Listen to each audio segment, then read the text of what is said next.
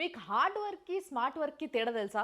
Hard work అంటేనేమో నల్ల ముసుగేసుకొని, ఒక గుణపం పట్టుకొని, రాత్రిపూట ఎవ్వరు చూడకుండా పోయి, సీసీ కెమెరాలు మూసేసి, ఏటీఎంని వలగ్గొట్టి అందులో ఉన్న పైసలన్నీ దొబ్బుకొచ్చుకోవడం. ఇది హార్డ్ వర్క్. స్మార్ట్ వర్క్ అంటే ఏంటిది తెలుసా?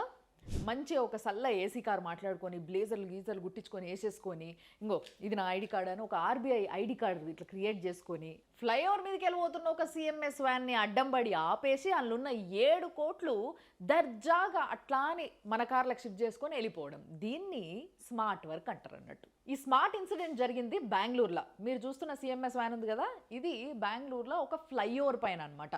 ఫ్లైఓవర్ పైన ఇంత ధైర్యంగా పట్టపగలు ఇలాంటి ఒక ఇన్సిడెంట్ జరగడానికి కారణం ఏంది అని అంటే, ఫ్లైఓవర్ పైన ఎటువంటి సీసీ కెమెరాలు ఉండవు కాబట్టి. ఫస్ట్ అయితే ఫేస్ ఎవరు చూడలేరు, తర్వాత ట్రాక్ చేసుకుంటే మన బండిని ట్రాక్ చేసుకుంటారేమో, తర్వాత చూసుకుందాం అనుకున్నారు కావచ్చు. ఇది పొద్దున్నే అందరూ ఆఫీస్లోకి పోయే టైంలో జరిగిందనమాట. బిజీగా ఉంటారు. ముఖ్యంగా రోడ్డు పైన పోలీసు వాళ్ళు తక్కువ మంది ఉంటారు. ఎందుకంటే దాని ముందు రోజు సాయంత్రం పోలీసు వాళ్ళు ఫోటోలు కొట్టడము, చలాన్లు వేయడము, లేకపోతే డ్రంక్ అండ్ డ్రైవ్లో పట్టుకున్నాడు, ఈ పనులలో బిజీ ఉండి తెల్లారి కొంచెం ఇంటికి పోయి రిలాక్స్ అవుతుంటారు. చాలా తక్కువ మంది పోలీసు వాళ్ళు రోడ్డు మీద ఉంటారు. ఆ టైంలో జరిగిందనమాట. మరి ఇట్లా పోలీసు వాళ్ళు ఏ టైంలో అయితే తక్కువ మంది ఉంటారో అలాంటి టైంలో పోలీస్ వ్యాన్లు వాడుకొని కొంతమంది ఏం చేస్తుంటారో చూడండి ఆదిలాబాద్లో.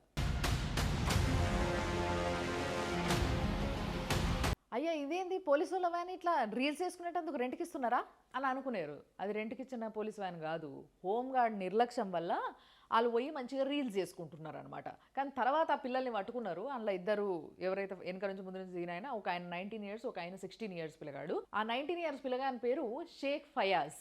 తర్వాత పిల్లగానితో బలవంతంగా ఇంకో రీల్ కూడా చేయించారు. అది చూడండి ఒకసారి. हम क्रिकेट खेल रहे थे, उन्होंने आए प्रोग्राम करने के वास्ते, तो हम इधर आके हल्लू से वीडियो निकाल लिए सर, डोर खोल के वीडियो बना लेंगे। गलती होगी सर, दोबारी बार नहीं करता हूँ सर, हम भी गलती करें, आप लोग भी ऐसी गलती ना करो। పోలీసులు చాలా గట్టిగా వార్నింగ్ ఇచ్చినట్టున్నాడు. చాలా పశ్చాత్తాపడి ఆయన వీడియో చేసినట్టు అనిపిస్తుంది కదా మీకు, అర్థమైంది కదా.